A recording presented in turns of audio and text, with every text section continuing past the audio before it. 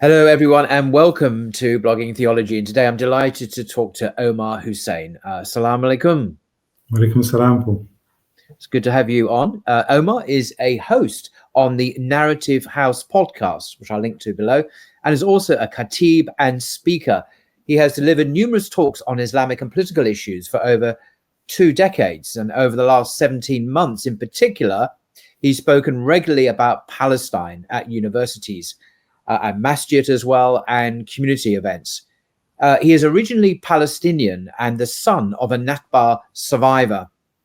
When we think of the Nakba, we should remember it was made up of thousands of personal stories of over 750,000 Palestinians who were ethnically cleansed from their lands across Palestine. This is sort of something that's still going on as we speak today, unfortunately. Our guest's father was a 12-year-old at the time, and along with his family, they were forced out from their home and lands near Haifa. Omar will walk us through his family's passage through the Nakba and beyond to the current catastrophe afflicting the Palestinian people. So thank you very much for coming on today and sharing your extraordinary and very personal story, Omar. Thank you, Paul. Thank you. Okay, let's put the... we go. So yes, assalamu alaikum, everyone. Before I start my presentation, I really want to dedicate this presentation and everything I'm really saying to the people of Gaza, because what they faced over the last 17 months is really something so horrific and atrocious that it's hard to put into words. And just yesterday, we lost 2 more journalists. As we know, Hussam and Muhammad, 2 young journalists killed in the path of getting the truth out to us across the world. So I just really want to dedicate this presentation to them and to all the people of Gaza. And now in terms of my family story, it started in this village of Karameh, which is near Haifa. And as Paul mentioned, my father was a 12-year-old at the time. It was a very prosperous farming village. They lived off the fat of the land. You know, they had horses. They lived a very, very comfortable life. And obviously, what was brewing in the background was the beginnings of the Nakba. This obviously started way before 1948. But I'll start the story from 1948 and explain what happened to them then. And then maybe we can go back in terms of what were the steps that led to the Nakba in the first place. Thank you. Can I just add, to those who don't know, can we just define or explain this term Nakba? Because in the West, in Europe and the United States particularly, it's virtually unknown. If I walked out on the streets of London now and said, have you heard of the Holocaust? They go, oh yeah, Holocaust. Have you heard of the Nakba? The what? They're not going to know. And this itself is really significant that we're not aware in the West of what this term means, even though it is incredibly significant for Muslims and Arab Christians, Palestinians, and many, many people throughout the world. So can you just very briefly just define what this unfamiliar term means? Yes, of course. So in 1948, it's kind of commemorated around May. It's called the catastrophe. And essentially, it's when Palestinians were forced out of their lands across Palestine. And they were made either internally displaced refugees within the West Bank and Gaza, or they actually went outside of Palestine to Jordan, Lebanon, Syria, and even beyond. So it's really, it marks that catastrophe, really, where 750,000 Palestinians were forced out of their homes, ethnically cleansed from their lands. The word Nakba itself is Arabic for catastrophe. Catastrophe, yes. It means catastrophe and refers to that series of events, which are still going on. Arguably, the Nakba never ended and it's still continuing today. Absolutely. You could argue that the Nakba taking place in Gaza is actually far worse in terms of the crimes being committed. So, yes, that's right. Thank you for that. Yeah. Sorry. So yeah, as I mentioned, Karameh was a small village near Haifa, a very large city in Palestine. And my father, as a 12-year-old, remembers the stories very vividly. So one story that I think always kind of captures people's attention is, did Palestinians just leave Palestine without a fight, or did they attempt to stay on their lands? And Karameh in particular actually was one of those villages where they did put up a resistance. So my Uncle Hassan, he was the eldest of the brothers. He was nominated, along with the eldest of most families, the young men of most families, to mount a defense of Karameh. So my father remembers the night when the Haganah forces and the other terrorist Zionist gangs attempted to take Kanir. So they came in the middle of the night and attempted to take the village. But the young fighters were able to actually repel them that night. And the following morning, they actually went into the fields and they could see the blood of where those terrorists essentially had been shot. And they were able to defend their town on that night. However, what really happened in Kanir and other villages and towns across Palestine is that they realized that overwhelming equipment and military power of the Zionist gangs were too much for them to actually defend against. So my grandfather took the very difficult decision of leaving Kanir in 1948 and making his way to Jenin. And Jenin is a very well-known town in the West Bank. And it's actually come under a lot of press cover recently because of the fact that they're actually being attacked themselves now. And the Mukhayyam Jenin, or the refugee camp of Jenin, has been attacked, and people have been displaced even from that refugee camp. So Jenin has a very, very interesting story, and I'm hoping to elaborate on that in the following slides. But before I do that, and one thing that a lot of people ask me is, how was life in Palestine before the Nakba? How did Muslims, Christians, and Jews live amongst each other before the Nakba? And what's obviously very interesting is that there was a very large Christian population. So 14% of Palestine was actually Christian at the time of the Ottomans. So in 1917, when British forces took Palestine, 14% of the population were Christian. So a lot of people find that very surprising, because currently there's only a few percent who are Christian in Palestine. And Muslims, Christians, and Jews lived side by side. So my father has many stories of actually interacting with Jewish families when he was a young boy. So just one example of this is in the neighboring Jewish village. They used to go and see the local Jewish doctor. She was a lady doctor. And he vividly remembers going to see her. She was like the local family GP, you could say, in the local village. So it's just to show you how entrenched and how intertwined the lives were, Muslim, Jews, and Christians. And there wasn't that kind of animosity or hatred that we see now. And there was many other stories of Jewish people coming to their town and buying stock for their farms and other things like that. So it was a very natural life where people intermingled.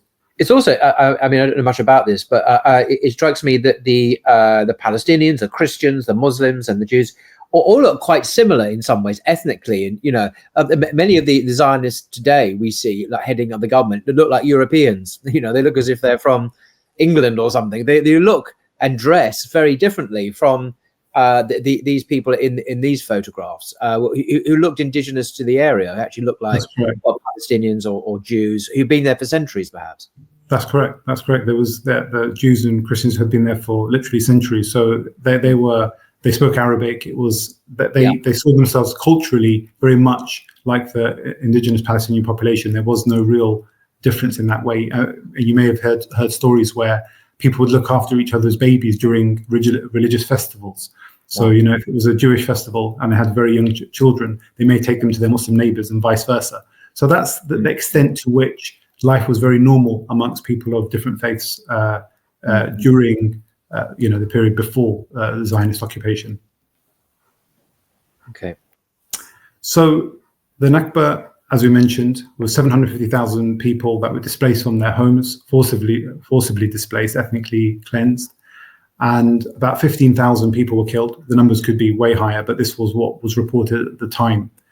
We know villages and towns like Tantura, Deir Yassin, where there was mass casualties and executions. And my father's village, Kanir, they were able to escape that because they left before the Zionist gangs actually arrived to take over. So that was a decision that many families took. And that's why some people ask, why were so many Palestinians displaced before they were attacked? And that's because they saw what had happened in hundreds of villages across Palestine. So they took the decision to protect their families and young children. Yeah, indeed. Yeah. So they arrived at Jenin. And what's really interesting about Jenin is probably one of the most untold stories of the Nakba and of 1948. Is a man called Omar Ali Bayaktar. Yeah. So Omar Ali Bakhtar was the general of the Iraqi army that defended Jenin, and it was a stunning victory. Actually, they defeated the Haganah forces that attempted to take the city. And Jenin is a very important city because it's right at the beginning of the West Bank. So taking Jenin would have opened up the rest of the West Bank to occupation. So there were 44 Iraqi martyrs, and on the right-hand side of my screen, what you see there is the plaque of the 44 Iraqi soldiers who'd fallen in Jenin, the martyrs. And they call it Maqbara Shuhada, the graveyard of the martyrs of Jenin. It was actually a Palestinian family who gave up the land for those martyrs to be buried on their land. And to this day, you will still see the Iraqi flag side by side with the Palestinian flag, because people really recall and value the sacrifice of the Iraqi army in defending Jenin. Now, what was very interesting is Omar Ali Bakhtar knew how weak the Zionist forces were, and he knew that they had been propped up all these years, and actually they were no match to the trained armies. So he actually asked for permission to take Haifa. So if you look at the map of Palestine, Haifa is on the coast. So if you take Palestine, you've literally cut Palestine into half. There is no really a viable Zionist state. So he asked for permission to move his forces to take Haifa. He was prevented from doing so. So it was the Iraqi defense minister at the time called Saleh Zaki, who actually forbade permission. He forbid him to actually move his forces in the direction of Haifa. And the Arab women, the Palestinian women, used to sing a folk song. They used to say, Saleh Zaki, Maku Amr, Maku Amr. What is wrong with you, Saleh Zaki? Why did you not give permission to fight? Because they realized that this would have been the chance to actually end this kind of illegal occupation right at the outset. So it's a really interesting story. So my dad lived there for about 2 to 3 years. Initially, they lived in a cave, would you believe it? And then they lived in the forest. They used to sell firewood. So going from a very prosperous, very comfortable life in Karameh, now as internally displaced refugees, selling herbs and firewood to any of the local towns and villages around Jenin. And he mentioned something very interesting. He said, had it not been for the Iraqi army, their life would have been miserable because they had food with them. And he remembers taking my auntie, who at the time was a little baby, to the Iraqi army. And there was a Kurdish officer that he remembers who would give them like creams and treatments for some skin conditions that they had at the time. So it was definitely something that they look upon fondly in terms of what the Iraqi army did in terms of protecting Jenin, but also in terms of the servitude and the service that they offered to the refugees who lived in Jenin during that time. So moving on, they ended up in a refugee camp called Nur Shemes, which is right next to Tulkarem, which is a kind of a major town in the West Bank. And Nur Shemes, and these are pictures that have just come out during this kind of last 17 months, has been under attack and is currently under occupation. So my family now have been forced out of their homes in Nur Shemes and now are living with family either in Tulkarem or in the outskirts of Nur Shemes. But the camp itself now is under occupation. They've destroyed dozens of homes and they've killed dozens of people, including children and women, just in Nur Shemes. We're not talking about Gaza here. So Nur Shemes was actually a British prison during British Mandate Palestine. So when we used to visit Nur Shemes and we would look at the bars in the house, they used to be on the windows, and we used to ask, why is there bars in the house? You know, like prison bars. And the reason being is that it was actually a converted British prison. And many of those Palestinians who tried to resist British occupation and also tried to resist what they knew was going to be an inevitable Zionist occupation of Palestine would end up in prisons like this. So they remain there ever since. So Nur Shemes is now kind of the de facto home for us within the West Bank and Palestine, ever since the Nakba in 1948. So this is like possibly another 4 or 5 refugee camps have been destroyed in the same way in Jenin and in other places across the West Bank. But there's constant raids by the Israeli occupation forces in all the cities of the West Bank. So unlike the severity and the kind of the bombing that we see in Gaza, it's still a very kind of horrific occupation that we witness in the West Bank, and has been like that since 1967 when the West Bank fell to the Zionist occupation. Moving on, this is a picture of my cousin, Rafat Hussein, who was the first martyr in the family. So there were 10 martyrs in the family now. He was the first to be killed in 1976. And actually, the anniversary of his death is actually happening in the next few days. It was the 30th of March, 1976. It was called the Land Day. And this is when 6 Palestinians were killed by the Israeli occupation. And he was the first to be martyred in the family. His brother Faisal died soon after, fighting to defend Lebanon. And since that time, several more cousins and children of my cousins have been martyred in Palestine. And this is quite a common story amongst Palestinians. Very rarely will you find a Palestinian family who hasn't got martyrs within them, because naturally many of them resisted occupation. It's almost unheard of not to have a prisoner within the family. So there's dozens and dozens of Palestinian. Something I've noticed in the Western press, the Western media, is that when we have Israeli hostages, we know what they look like, we know their names. We even know a lot about their lives, about their family, and it's very personalized. When it comes to Palestinian hostages or martyrs, we never know who they are. They're just anonymous kind of people who are Palestinian, So they're almost of much lesser value, it seems, in terms of the way we speak of people. And this is the same whether it's the BBC or Fox. It is always the same. The very personalized, individual attention given to the name and the personality and the family of an Israeli hostage. But when it comes to the Palestinians, the victims often of occupation and brutality and ethnic cleansing, we don't know who these people are. We don't know their names. And there's a shocking double standard, which is just routinely there in all the media, as far as I can see. Yeah, and as you say, it continues to today. How many Palestinian children have been killed? It's just become a statistic. And that statistic is horrifying when we're thinking about 20,000 plus children that have been murdered. But really, who remembers the names? A few cases have broken through the kind of mainstream media blockade almost to try and get the truth out. We've got examples of Reem, the young girl who was murdered, and her grandfather who was also murdered recently, Khalid. And then you have this, other Hind, who was a 6-year-old who was murdered when 300 bullets were fired at the car that she was in with her family. So we barely hear of the names of maybe a few individuals, but in reality, it's a mass slaughter of a population that's taking place now. Mm-hmm.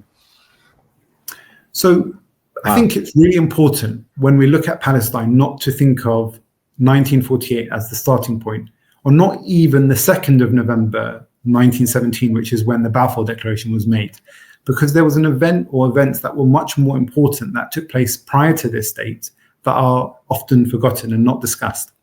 And one of those stories is the First Battle of Gaza. So the First Battle of Gaza took place in March 1917. British forces from Egypt attempted to take Gaza, and they were repelled by the Ottoman defenders. And it was quite a significant victory for the Ottomans. The casualties on the British side were about 6,000 versus just over 2,000 on the Ottoman side. So the British knew they had their hands full against the sick man of Europe, let's not forget, as the Ottomans were called at the time. And they returned in April of 1917 for their second encounter, the Second Battle of Gaza. But the Ottomans again routed the forces and actually were able to defend Gaza. So the casualties at that time, I believe, were about 7,000 to 8,000 on the British side and a couple of thousand on the Ottoman side. Now, the British realized this was not going to be easy now to take Gaza. They thought that maybe the Ottomans, known to be the sick man of Europe, known to be much weaker compared to their kind of glorious past, would be an easy kind of opponent to overwhelm. So what the British undertook after the Second Battle of Gaza was really an attempt to weaken Palestine by causing division and dissent across the Arab world, particularly in Jordan. Divide and rule. We're very good at that. Divide and rule. In India as well. Yeah. So this is an interesting picture here. So what you have is the image right at the top there of the train is the first train that came from the Hijaz Railway to Be'er Seba. Be'er Seba, which is now called Beersheba in Zionist-occupied Palestine, was a major kind of city and a location that the Ottomans used to defend Palestine. So it became like almost like a barracks for the Ottoman army. And they would use that city and the supplies that came from there to defend Gaza and other parts in other areas within Palestine. So, and the bottom picture is actually the opening of the train station in Beer Seba. So the British actually wanted to weaken the Ottomans by disrupting the supply lines into Palestine, because they realized the Ottomans were going to defend Palestine. They were not going to just hand it over.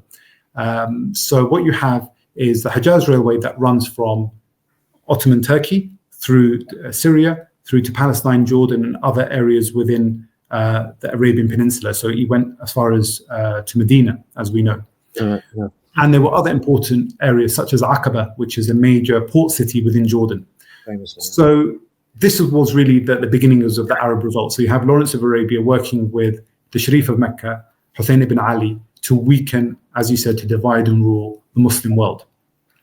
Unfortunately, many of the Arabs, but I would say in proportion, it's really important to remember, we're not talking about large numbers. And this is the case even now. It's not that you have wholesale treachery occurring in the Muslim world. It's unfortunately those in the positions of power that have abandoned the people of Palestine. And it was then the same thing. It was the people in power who saw an opportunity to try and kind of create their own kind of government. They were promised an Arab Khilafah, as many people know.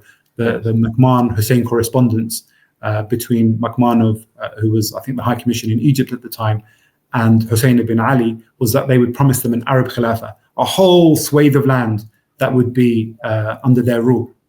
So Sharif of Mecca worked with Lawrence of Arabia and the British forces to weaken the Ottoman defenders.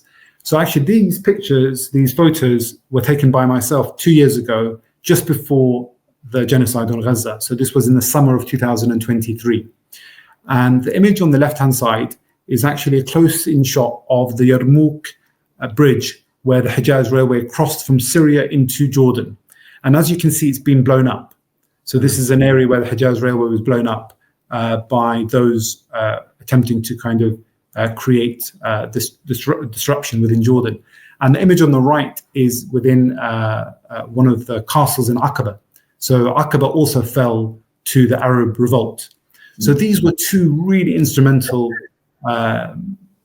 elements of the victory of the Arab revolt, you could say, against the Ottomans in Jordan, because Aqaba was used to supply Ottoman forces, and so was the Hejaz Railway. And the Hejaz Railway was attacked in many places across Jordan. It wasn't just in Yarmouk, but that's just one example. So then the British came back in November of 1917 to take Gaza. And this time they were able to overwhelm it quite quickly.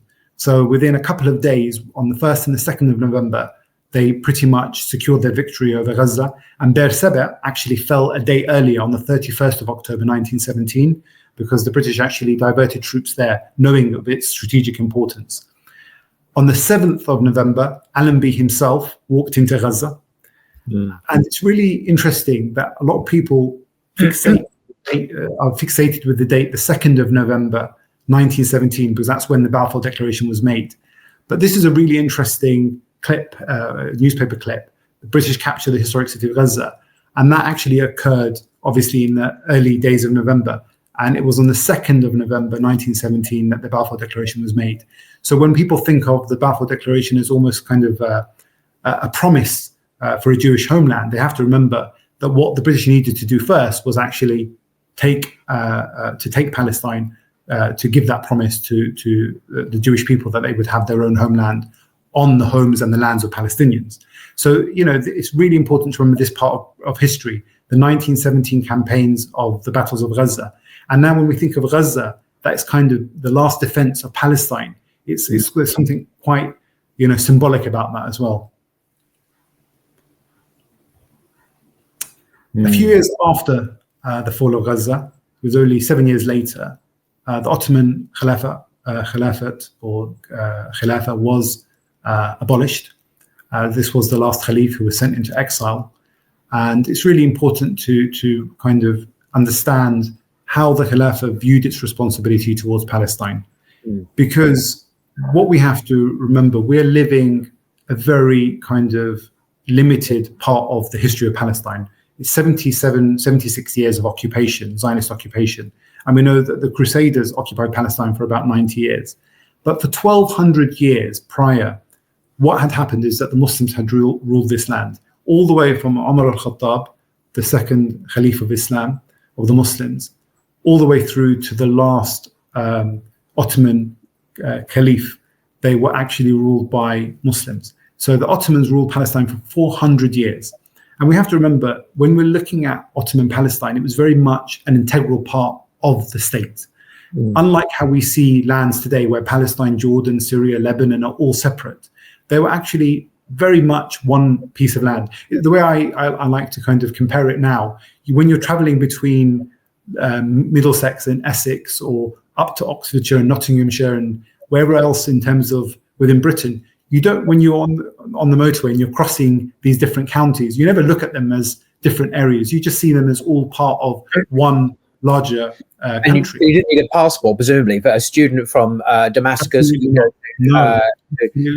Cairo to Jerusalem. He didn't need a passport, a visa, didn't need to go through these horrendous immigration controls that I see Muslims are going through these controls within Muslim country, between Muslim countries that were once, as you say, one polity, that they were free to move and travel as they wished. Absolutely. And it's an excellent point you make. And just to give you some real examples in terms of my own family. So from my dad's side, it was actually only a couple of generations before my dad, maybe his great-great-grandfather, something along those lines. They came from Egypt. And from my mother's side, my mother's own grandmother is Turkish. She's from Ankara in Turkey. So in fact, my auntie was telling us a story a few years ago when we were in Palestine, that she retained her Turkish accent even till her death. And the Turks, for example, pronounce certain words a bit differently. So he used to say Habibi, Habibi. She couldn't say the word Habibi in the same way. And she remembers that as a young, my auntie as a young girl remembers my great-grandmother still retaining her Turkish accent all the way through to the end of her life. So, it was very much one country, one nation, one state, and people did not see any difference in it. So I always make the point that actually in Gallipoli, I think there was two divisions of Arab Ottoman soldiers defending the land. And within Gaza, there were Turkish divisions defending the land. So they didn't see themselves as, Turkish or Arab in that sense. They saw themselves as part of one entity, one authority. And in my father's village, Kanir, my father used to know someone who was a soldier in the Ottoman army. So he used to tell them stories when they were young boys about how he fought with the Ottoman army against Russia. So this is all within, the history of people that are still alive with us now, telling us those stories. So it's really interesting when we kind of take a step back and look at our current divisions and problems within the Middle East. As you say, needing visas, very difficult to travel. And actually what people used to do, where they would trade between these different areas, like you would leave from Jordan to Palestine, trade for the day and go back on the same day, because you were seen as just traveling across the same land. Mm-hmm. This is a very famous statement that was made by Sultan Abdulhamid II. And this is when Herzl tried to make a bid to purchase Palestine. So he offered to pay approximately, I believe it was about 20% of the Ottoman debt at the time, which ran into billions in terms of kind of modern equivalents. And Abdulhamid II came back in terms of, gave him a very firm response, saying that he would never sell this land because it's not his land to sell. It's been irrigated with the blood of the martyrs, and he will defend it, essentially. As the Sultan, he saw his responsibility to defend the lands under his authority. And it's just a really amazing contrast to what we're seeing today, where Palestine's been sold by so many of the regimes in the locality. Some are still trading with the Zionist entity. They still have diplomatic relations. And we know that they even suppress their own people who call out the kind of betrayal. So we've seen that, unfortunately, iftar parties taking place in Muslim capitals, Israeli embassies. It's happened in the UAE. It's happened in Cairo. These are really kind of distasteful, very distasteful things to see when the Muslims of Gaza are going through a genocide. Mm-hmm. So a lot of people question, why did Palestine fall so easily if the Palestinians were there and they could have mounted the defense against the Zionist state, or the beginnings of the Zionist state? And what people don't realize is that the British were working with the Zionists it was a hand in glove kind of operation. So you have 1917, the Balfour Declaration, the occupation of Palestine. Over the next 30 odd years, what had happened was actually a very concerted effort to ensure that the Zionists would have a foothold in Palestine. So you had the Notrim, and the Notrim, for example, were part of the Palestinian police force, but really they were answerable to the Haganah. And the Haganah were obviously what would become the Zionist gangs that would occupy Palestine, and actually would then become the IDF as we know it today. So it was a very concerted effort. Many of those people that served in the Notrim and the Haganah were actually British soldiers who fought in World War II, Jewish soldiers who actually were trained and equipped by the British and then came to Palestine as refugees and then worked to undermine the Palestinians there. So it was very much a concerted effort. And there was a very good quote that I'll try and pick up in a minute, because I don't think I have it in front of me, where what essentially some British historians said is that if you look at the Palestinian police force, it was really a tacit attempt to ensure that the Zionists were equipped and able to occupy Palestine once the British would leave. So as we know, the British had Palestine under the League of Nations mandate, and then when they withdrew in 1948, those who had the upper hand were the Zionist terror gangs, so the Haganah, the Irgun, the Lehi, and they were able to overwhelm the Palestinian defenders. What really was a betrayal was that the Arab armies never mounted a real defense of Palestine. So what you have is General Glubb, who was the head of the British forces. He was the head of the Jordanian forces, but he's a British general. He was the one who led the defense of Palestine. But there's something very peculiar about that, because you've got Britain, who's already kind of promised Palestine to be a Jewish homeland, being defended by a British general. So there was no real attempt to defend Palestine. And there's a very interesting story that I'll tell you later on about one of the officers in the Jordanian army who actually exposed a lot of those crimes and talked about them in his kind of future memoirs. And this is the man, Mashhur Hadith al-Jazi. He was a Jordanian general who fought a famous battle in Karameh in Jordan. So this was in 1968, and the anniversary was actually just a few days ago, on the 21st of March. So this battle occurred a year after the Six-Day War, when Jordan, Egypt, Syria, all lost territory to the Zionist entity. And he was an officer in the Jordanian army, both in 1948 and also in 1967. And he felt that 1967 was particularly a betrayal of the Palestinian cause. And I also have an uncle who was an officer in the Jordanian army at the time. And they talk about how they were asked to retreat without fighting and actually only suffered a few hundred casualties, which isn't normal when you're defending a land. You would expect to suffer much higher casualties if you were really entrenched in defending that land. And that's why Jordan fell very, very quickly in a matter of a few days, because actually King Hussein of Jordan ordered a retreat of those forces back to the East Bank. So General Jazi in 1968 was presented with a very difficult situation. The Israelis mounted a huge offensive against Jordan. It was on the pretext that there was a Palestinian refugee camp called Karameh in Jordan, and that they were using that to undertake kind of militant operations against the Zionist entity. So their pretext was that we need to go in and dismantle this camp. So there was a tacit approval by King Hussein to allow this to happen. But Al-Jazi knew that it wasn't only that the camp that they were after, but the main objective was actually the high ground within Jordan in an area called As-Salt, which used to be the capital of Jordan, which overlooks the whole of Palestine. So as we can see historically, Israel's always looked to protect itself by taking more land. So the Golan Heights in Syria, very strategic. They took the Sinai Peninsula from Egypt, again, very strategic, and gave them this huge kind of strength and depth to defend themselves. So this area in Jordan was also seen as crucially important to take. So General Al-Jazi did something that is quite unique. It was a bit like the Omar Ali Bayraktar in 1948 in the Battle of Jenin. He broke the chain of command, essentially. So he took a decision himself to engage the Israeli forces entering into Jordan. And he tells the story himself. So the picture in the left of him as an older man is actually given as a series of interviews on Al Jazeera in 1999, a couple of years before he passed away. And he goes in great detail about what happened that day. And I've watched the whole interview. So what he says is, I prayed Salat al-Fajr, and I put my hands up to Allah subhanahu wa ta'ala and said, oh Allah, we are protecting ourselves, or we are protecting what is our haqq, what is our right. And they are trying to take what is our haqq. So let the haqq defeat the batil, let the haqq defeat the falsehood today. And then he ordered the Jordanian forces to engage the Israeli offenders, or the Israeli aggression into Jordan. So they crossed the bridge, and the Jordanians immediately started firing at them.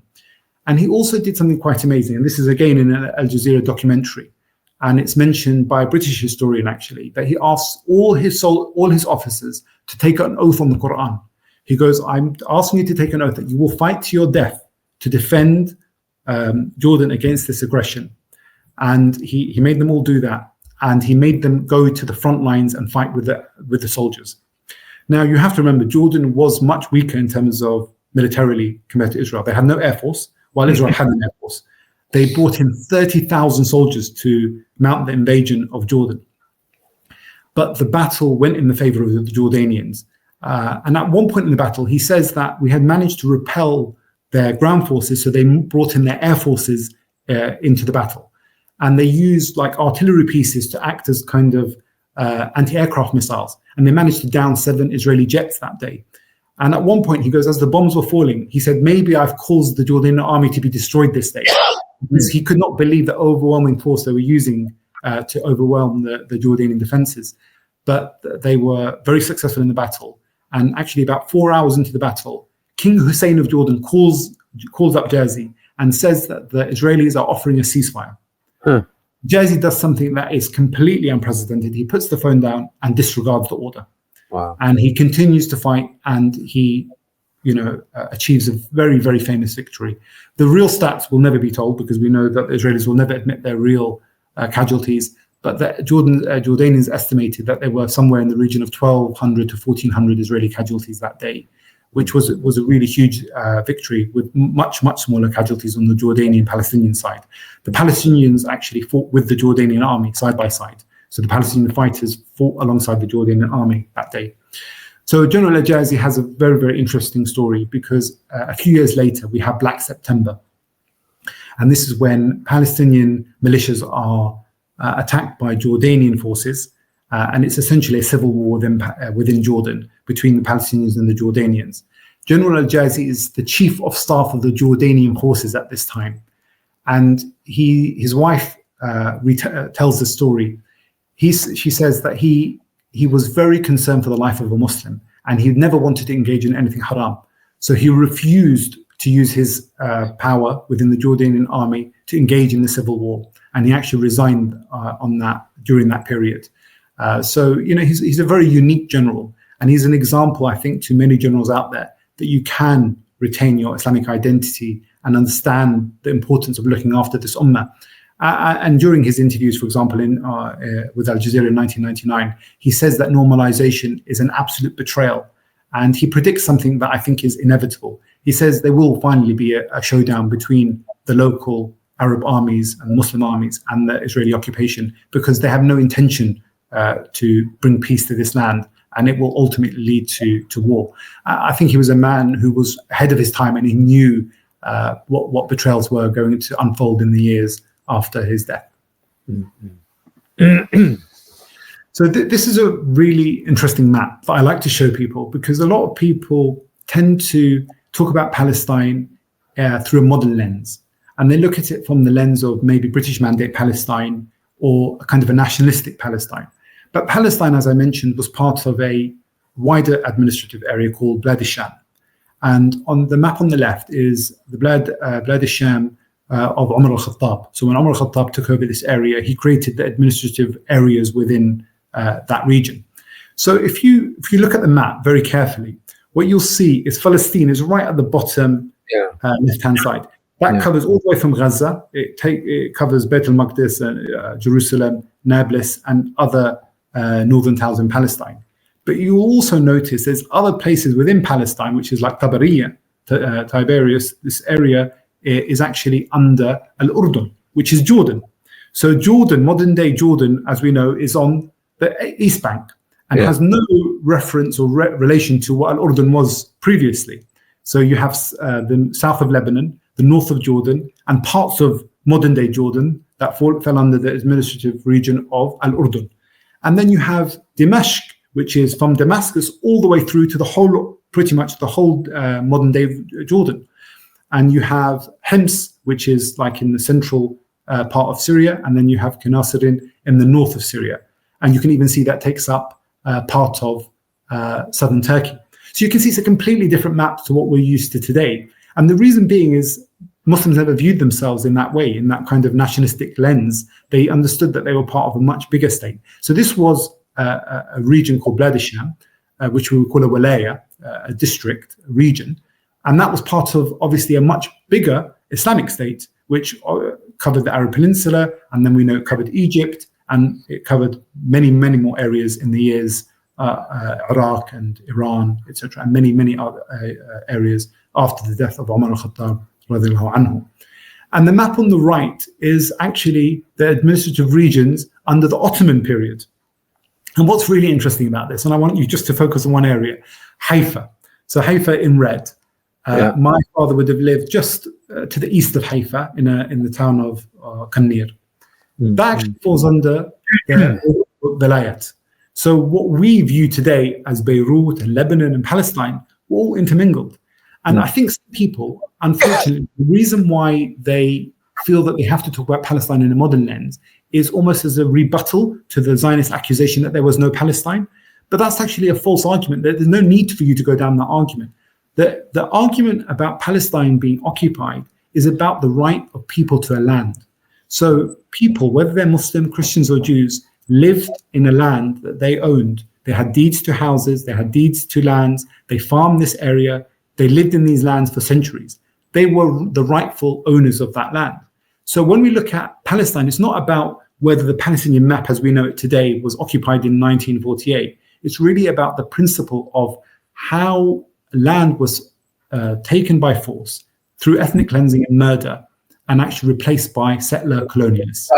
I guess today we're looking at this whole history through the lens of modern nation states. This whole idea, which is a very kind of modern European idea, which has been exported to the Middle East now. The whole of the Muslim world now is cut up into these tiny, often very tiny statelets, like the UAE or whatever, tiny little places. But before they were part of this much bigger Islamic polity, or not, but they didn't have these nation state identities. It's like everything's identity politics now, identify as this, but you're saying that that's anachronistic. That's not how it was, but people did have identity as people of that land. They were a people, and this land, this people had been dispossessed, whether or not they belonged in this modern nation state, which, as I say, is a very recent thing, and anachronistically to project it back in time. But people do that, you're saying, because of the Zionist argument. They say, well, there was no Palestinian state before Israel had states. And so we feel we must kind of meet that at the same level, the same concepts. But this is a mistake. But you're saying we don't have to therefore give up the argument. The argument is, the reality is still, there were people, there were land, they were ethnically cleansed, they were, as indeed they are still now. So, yeah, that's very helpful. Exactly that point. And when you think about Umar al-Khattab, when he opened up the land of Palestine and Blad al-Sham and all the other areas, what was unique about the Islamic approach to kind of liberation or opening up the lands to Islam was not that the people would be forced out of their homes and displaced and murdered. They were protected within their lands. So we famously know how Umar al-Khattab treated the people of Palestine, and even went as far as ensuring the Jews were protected within Palestine, who had been mistreated under Christian rule in the past. So it's a very different view of politics, because Islam views its authority as a melting pot for people of all faiths and all ethnicities. And that's what the Ottomans, for example, achieved in the 400 years before the Zionist occupation. So I think it's a really important point to make, because it goes way beyond just Palestine. It's the way we view ourselves in terms of our identity, as you've mentioned. So moving on to a map that's a lot more problematic. This was the first draft of the Sykes-Picot agreement. And I always find this map very, very interesting, because if you look carefully, Syria isn't the Syria that you know today. It actually extends into parts of Iraq. And there's one area in particular it extends to in the first draft, which is Mosul. and Mosul is now part of Iraq. In 1916, when the French and the British were discussing how they were going to carve up the Middle East, the French were originally going to take Mosul as part of Syria. And in an excellent video that came out early on in the genocide, a Yemeni brother explains the kind of ridiculous concept of nationalism. He goes, can you imagine that had Mosul fallen into the original draft and it would have been Syrian land, we would have all waved the Syrian flag, sang the Syrian anthem, called ourselves Suri, I am Syrian. But because the 1917 or 1918 draft finally took Mosul into British Iraq, they now raise the Iraqi flag and sing the Iraqi anthem and call themselves Iraqi. So we've fallen for their lies, hook, line, and sinker. We've totally bought into it. We sanctify these borders. We respect them when they should be given no respect. Look at Iraq. There is no Jordan in this map. Look at Palestine. It's half the size. What is that purple? Above the red Palestine, you've got this purple, and then this larger thing to the right of Turkey. What's that? What do they call that? I mean, I'm not sure. That would have been modern day Lebanon and southern Turkey from the looks of it. Yeah. I wonder, do they have a name for it? This is the I don't know in that time if there was a name, but I know in the original Sykes-Picot agreement, southern Turkey was part of the plan. But I believe the negotiation with the kind of the Young Turks and the future Turkish Republic was that they weren't going to take Turkish land, and that became obviously part of the Turkish Republic. But Syria, Iraq, all those other lands fell as kind of British colonies initially, and then they were handed out to the Sharif of Mecca's lineage. So this brings us now to the genocide. And I think it's fair to say we have not witnessed, I think, something as horrific and as premeditated. And actually, nothing that's been live streamed to our phones day and night for 17 months. There have been genocides of the same equivalence. I'm sure what the Rohingya Muslims went through, where tens and tens of thousands were killed and raped, was as atrocious and as horrific as what's happening to the people of Gaza.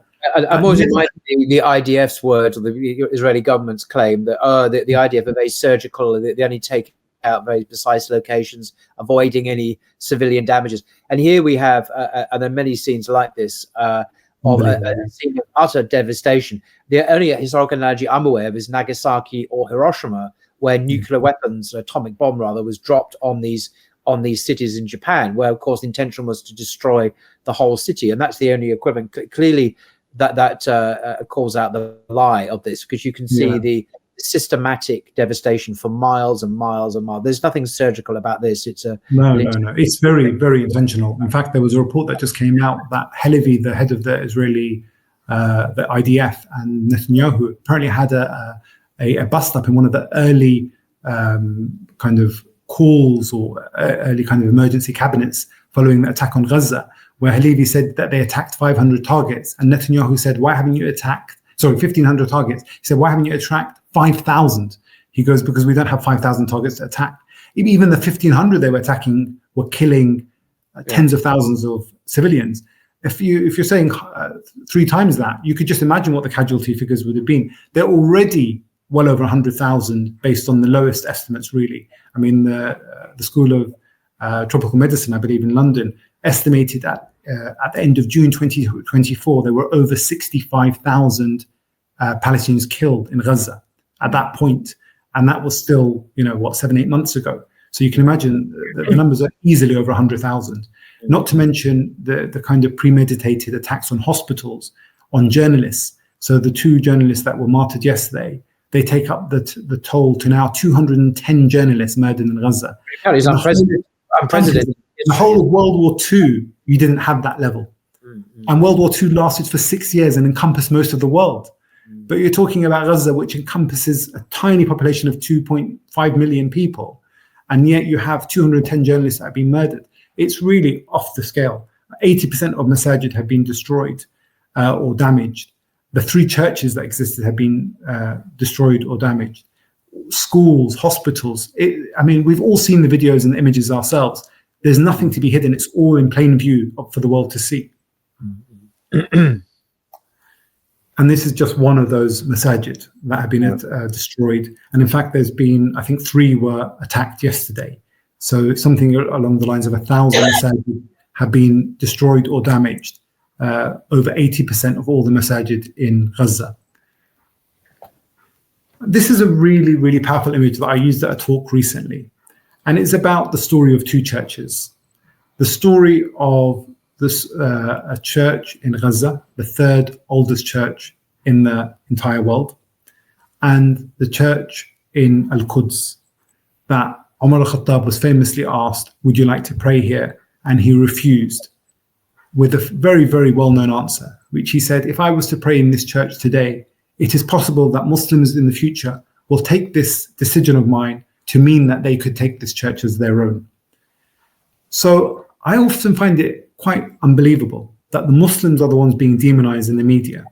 But it was our Muslim Khalif 1400 years ago who refused to pray in a church. Let's remember what he did. He refused to pray in a church because he did not want to take away the sanctity of that church for the Christian worshippers. And yet churches are being destroyed wholesale and Christians are being killed wholesale in Gaza, but yet they're not being called out for crimes against humanity and crimes against religious minorities. It just shows you how upside down the world is. And in fact, I'm going to use an example that I heard an American use recently. And there's a Palestinian dish called maqlouba, which means upside down.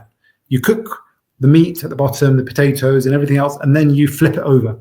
And it's called maqlouba because it's flipped over.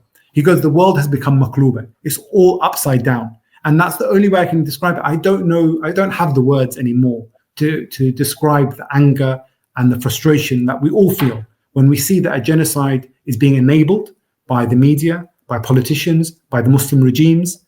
And yet the person who had so much respect for people of other religions would not pray in a church. Just let that sink in for a minute. Just think about the difference here. But yet it's not the way it's presented in the media. No. I think it's really important that whatever I share today, it's not just a story. It's not just a personal story. It's not just about what the experiences of my father were, 76, 77 years ago, nor the stories of all those people who were ethnically cleansed. It's not the story of even what the people of Gaza are facing, because that would be kind of relieving ourselves of our own responsibility towards this. And I think it's important to look at what role can we play. Because like Gaza has changed the world, let's be honest. I don't think there's any incident in history that has been so well documented. As I said, there's been genocides before, but not one where it's live streamed to your phone day in, day out, where if I now pick up my phone, I'll have 20 or 30 new reports about atrocities in Gaza. It's there is no precedence in terms of what we've seen. Now, what role can we play in the West, elsewhere? And I think it's really important to understand how far we've come. Because if we go back 17 months, there was a narrative that was being pushed by the mainstream media, by politicians, that it all started on the 7th of October. I think it's fair to say that has been that narrative has been completely lost. And now people see very much so that this started decades and decades before with the illegal occupation of Palestine. And they've also started to kind of connect the dots in terms of nationalism, the divisions in our lands, the lack of leadership. And they've realized this is part of a much, much bigger game. And even capitalism in terms of, is this really just an Israeli genocide, or is this a US, German, UK, Western-backed genocide? And how much is the mainstream media complicit? I think we've managed to win so many of those narratives. So I think it's important to understand we do have a role to play. But that role has to continue, whether it's through social media, through talks, through podcasts like this, whatever means that we have to kind of start challenging those causes of division, those causes of betrayal that have led us to this position of the genocide in 2025. Because if we don't do that, what we're doing then is really just reflecting on a story.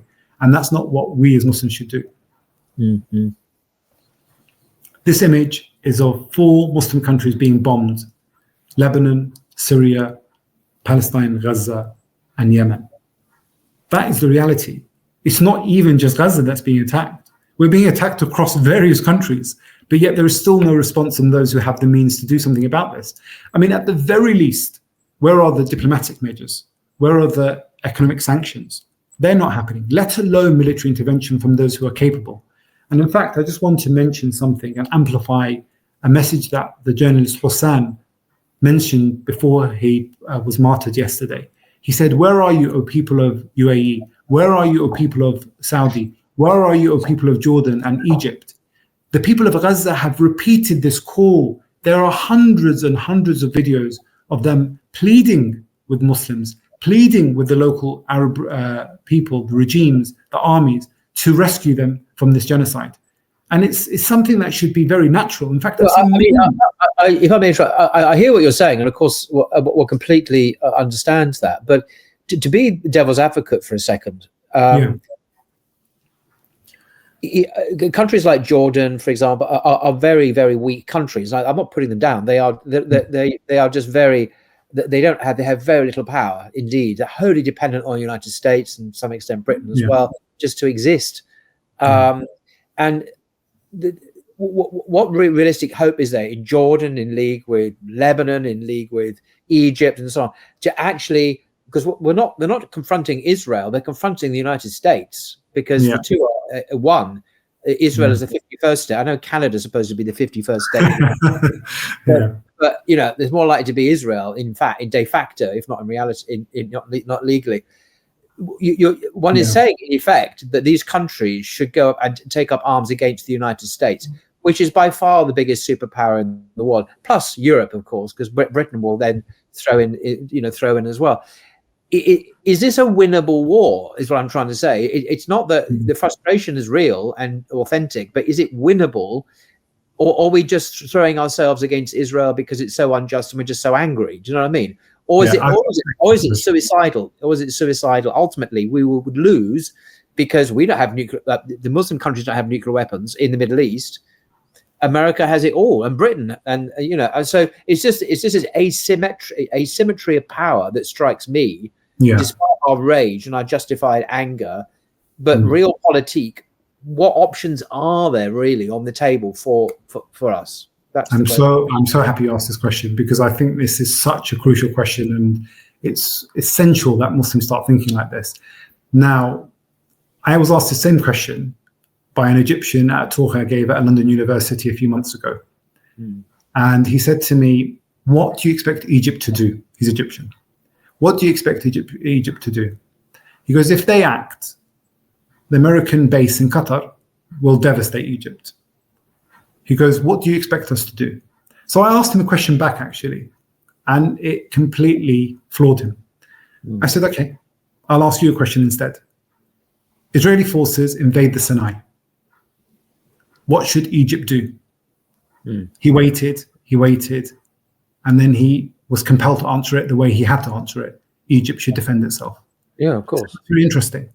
So because of a line in the sand that has been drawn between Gaza and the Sinai, which separates brother from brother, Muslim from Muslim, you're willing to sacrifice the Egyptian soldiers and accept any consequence when it comes to the sovereignty of Egypt. But you will not move your soldiers to defend those people in Gaza that are being genocided right now in front of your eyes. But to defend them how? I mean, I don't know if the analogy is exact, but leave that aside because I'm not an expert. But what exactly would you want to do? The Jordanian army, the Lebanese army? So the Egyptian army is extremely powerful, by the way. No, it is. I'm aware that it's the Egyptians. In terms of Air Force, it matches the Israeli Air Force, for example, just to give you... Is the idea then that these various countries would simply combine and go in and liberate Palestine by physically going in there? I'll give you a few examples that I think is really important when we're looking at this issue, because there's a myth that the Zionist entity is almost invincible. And the reason that myth has existed is because no one's really put up a fight against it. As I mentioned, in 1948, what you really had was a situation where the Arab regimes at that time were in cahoots with the British and actually the Zionists. They never intended to liberate Palestine. So the example of Omar Ali Baghdad breaking the chain of command was a unique example. The example of General Jazi in 1968 breaking the chain of command was another unique example. But generally speaking, these regimes are working with the Zionist occupation. So we've never really had a situation where we thought it's been a fair fight. It's a situation where we've always been told the Zionists are invincible, you'll never be able to defeat them. But actually, when we have fought them a few times, they haven't been invincible. In fact, Gaza is probably the best example in its own right. So after 16 months of genocide, when the ceasefire was kind of agreed, the resistance in Gaza was still standing. It hadn't been destroyed. I mean, there's one public announcement by the Israeli forces that they suffered 21,000 casualties. That's 6,000 deaths and 15,000 wounded against essentially a rebel force. That doesn't look at the strategic positions that we have. So Palestine is only, Israel or occupied Palestine is only 3 major cities. So it's Haifa, Tel Aviv, and Jerusalem. It's a tiny country. It's not, as I say, if Israel seems the 51st state of America, we're dealing here, can Egypt and Jordan and Lebanon go to war with the United States? That's what I'm really asking here. Yeah, I think under our current regime, under our current regime, don't expect anything. And with Britain and Germany and France and NATO, can it go to war with the world's greatest military alliance in history?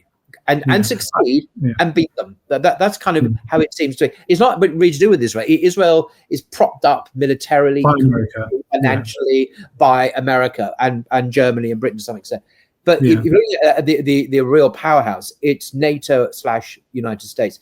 Can the Muslim world take on that and win? Is my question really. I'm not convinced. I think it's an important question. It is an important question, but I don't think we can just look at it purely militarily. So there's strategic advantages. So we know that the oil flows through most of the Muslim world. We're not just looking at the power of Egypt as a military, Turkey as a military. What about Saudi and the Gulf states in terms of what they possess in terms of wealth and resources?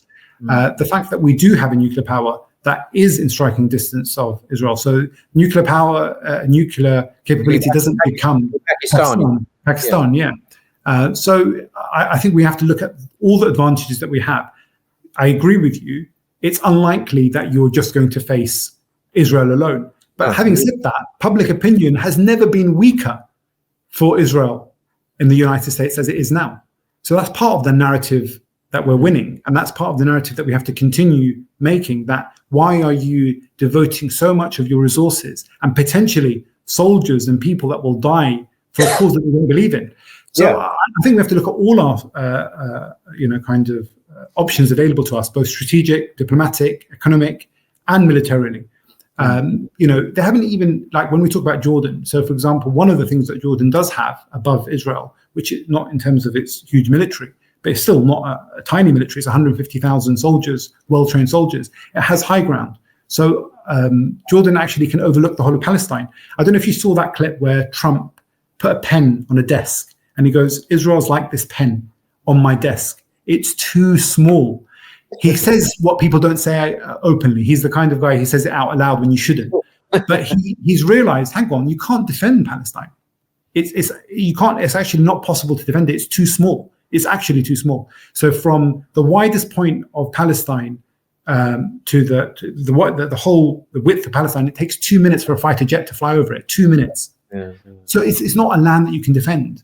So, but that's because you have the cooperation of Egypt, Turkey, Jordan, all the Khalid countries who will ensure that it does not get threatened. The reality is we have to look at all the options available to us and not just the military ones. But if you think about the Yemenis just being able to block the Red Sea route, what about if you block the Mediterranean? Well, Israel's completely cut off then. But we haven't looked at any of those options because there's no intention to do that. That's the key point. So I think we need to take even one step back. I know what I'm saying isn't going to happen based on the current situation that we're in, because we're not being ruled by people who have any sincerity. But the people need to imagine a situation which is not the same as it is now. Because if we continue on this path, what are we waiting for? Not only Palestine to fall, but it will be Jordan tomorrow and Lebanon and Syria and everywhere else. So there was a very, very interesting clip that went around a few days ago from a Jordanian retired officer. And he goes, you know what? I'm going to stop with the diplomacy. I don't even want to talk about diplomacy anymore. Do we not have any shame as a people to do anything within our means to stop this genocide? And I think we do need to believe that we can take all the measures within our control. Like anything in Islam, you're only obliged to do what's in your control. So there's an ayah in the Quran, وَعِدُّ لَهُمْ مَا اسْتَطَعْتُمْ, and prepare for them what you can. But what you can. I mean, it doesn't mean we have all the means available, but certainly we're not even working in that direction to think of a situation where Israel and its crimes can be challenged. And I think that's important for people to start discussing. And scholars need to discuss that, and imams and thinkers and journalists and the military. Because if we're going to continue on this path, there's nothing left for us in the Middle East. Palestine is being wiped out, and tomorrow it will be the other countries, because they believe in a greater Israel. It's not even something they've hidden. They've not hidden their intentions. And we have to believe that victory does not come from us and our preparations. We know that from the seerah of the Prophet ﷺ, the examples of Badr and the example of Khandaq, the Battle of the Trench, they were prepared as best as they could, but they put their trust in Allah when they took those decisions. We can't continue in this path of complete abject failure. We really can't. Yeah. Well said. And I want to move on to what is really important and something that we neglect to do, which is we look at Palestine from the lens again of a national cause. But actually, Palestine is part of the Ummah, and its causes are one with the Ummah. We have occupation that's existed in Kashmir for as long, since 1947, by the most densely kind of position, the highest density of military soldiers anywhere in the world is in Kashmir, way over 500,000 soldiers. You have Sudan, which is still reeling from the civil war, which started exactly 2 years ago, yesterday, on the 24th of Ramadan in 2023, where half the population has been displaced, half the population is at risk of famine. Some estimates put 150,000 people as the number killed because of the RSF militias that have, kind of initiated this attack against the Sudanese army and the people. You have the Uyghurs in East Turkestan, who are under their own slow genocide, where they're being forced into concentration camps, where they can't fast, where women are forcibly married off to Han Chinese men. We have the genocide in Burma, in Rakhine State, of the Rohingyas, where at least 20,000 people have been killed.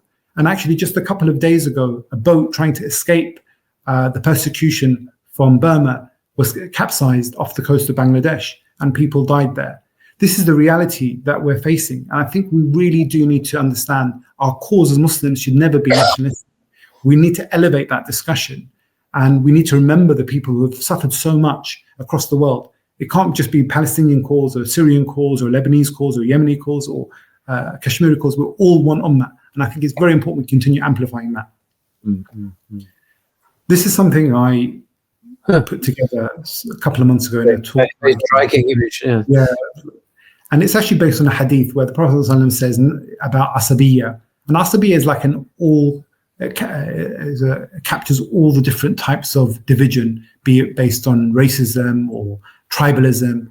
And he says in the hadith that nationalism or asabiyya, it's rotten. It's rotten. And the reality is, look how rotten it is, that it's caused so much division. And actually, even when we think about it on a very local level in the UK, I always think it's quite interesting how there's never been more anti-discrimination laws. There's never been more anti-racism laws, but there's never been more hate crimes than ever. So it's like the more laws that are passed, the more crimes still continue. The crimes even, there's an increase in the crimes. Why is that the case? Because ultimately it's a mindset issue, and you have to change your mindset. And Islam came to change the mindset before it came to change the rules. The rules follow the concepts or the outlook on life. So when you think of Islam, how it values people of all colors or backgrounds, it came to remove this concept, actually, that people should be nationalistic and actually dominate one another because of their own interests in terms of a people or businesses, whatever it might be. And that's what we see in the world now, capitalism. The Americans wanting to dominate the world and Europeans wanting their share. And what's happened is the people are the ones who are left to suffer the consequences. Islam has a much more beautiful and a much more fair system that came to actually eradicate this way of thinking. And I wanted to finish off on a very personal story. And this is a story that I heard actually only a couple of years ago in Jordan. I visited my cousin, and he was telling me the story of my uncle who passed away with cancer a few years ago. And he said that on his deathbed, he said to my cousin Saeed. He goes, call my brother Fuad. Fuad is my father. He goes, call my brother Fuad. We need to go and wash the horses in Kasaria. Oh, no. And he said to him, what horses? What Kasaria? What are you talking about, essentially? And then he asked my father the story after he passed away, because he wasn't able to explain it. He was in his, final throes of death, and he passed away.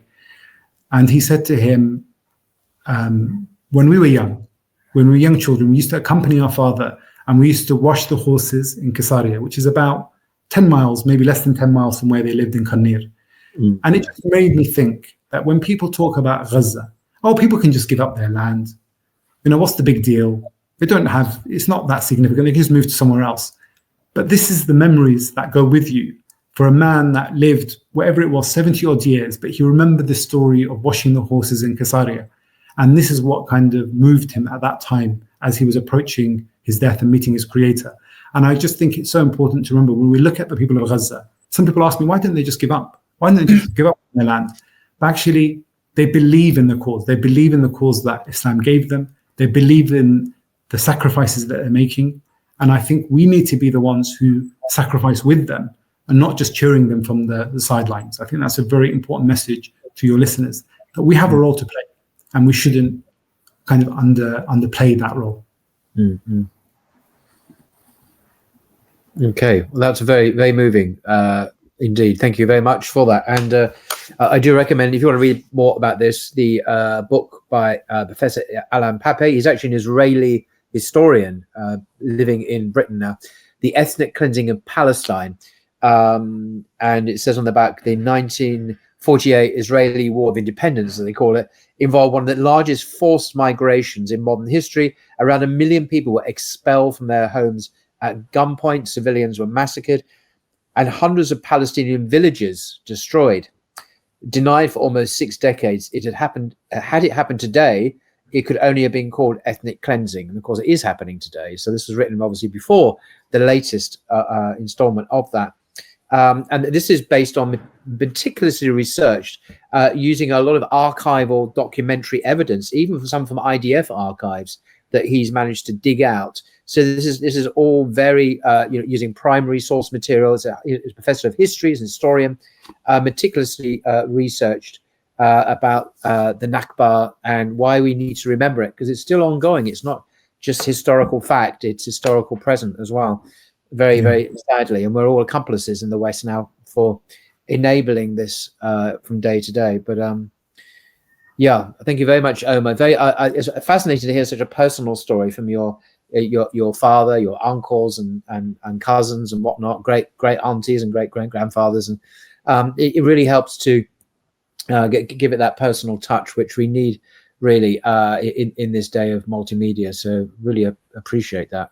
No problem at all. It's been a pleasure. All right. Well, until next time. Assalamu alaikum. Thank you. Thank you.